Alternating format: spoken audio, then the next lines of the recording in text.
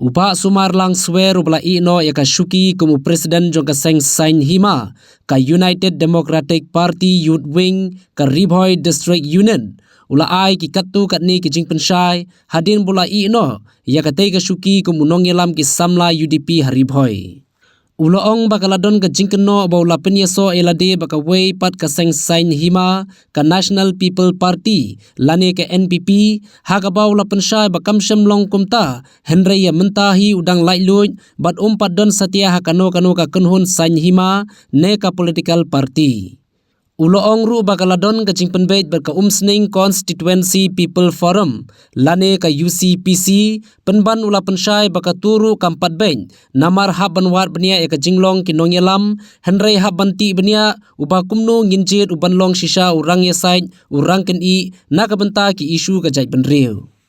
Uba sumar lang swer ulong way na kisispa arphongot ki balayami ilang naka party UDP aka khanyo tarik urempang arhajar arphor kenthop yu General Secretary uba Lawrence Nongrum advisor uba Renol Kharkamni bat kiwe de kinoyelam bahakmat jongka party UDP na Nongpo constituency Henry light no uba sumar lang swer kite kiwe pat kilalej ban penyeso no bat ka party NPP. Kajing khot jonga kani matasi kalong ban pensyai habedi bat ki khubor balami mena kani na kaliang di press ba ngala resign na ka party UDP kum presiden jong ka Youth Wing Ribhoy district Henry kami par khubor banga ngala rung second PP Henry kamdei kumta ngamsim la rung cha kanunu ka party Henry ke shulong bangala resign kum presiden jong ka Youth Wing Ribhoy district te kadaw hi kalong ba dan ki jing ibu me sujuman hangni hangtai hapleng jing bit kam mo habang iya la kayeng te gidan hi kijing thot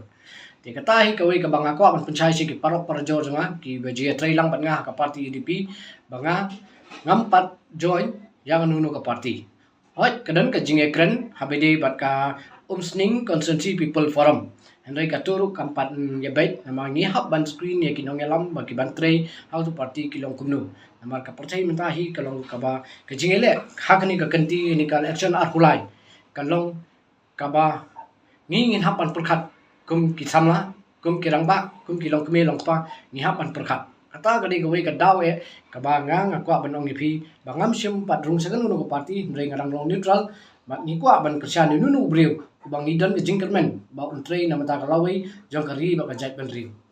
namar ka bakongsan e kawe ke jingkli ka babu akhmat janga kalong ba kalawe ka bakum no ngin ay ki khon ki ti jungi bat ya ki persa ki jungi ki basyadin namar habangi phai sha ki kat tu kat ni ki agenda la ni kata ki jong ki khol samla kari ki bala IT la ka jingem ha ka jingele la rengin phai ki seng balang ki jingele shibun e habide ka bening kong ba inner line permit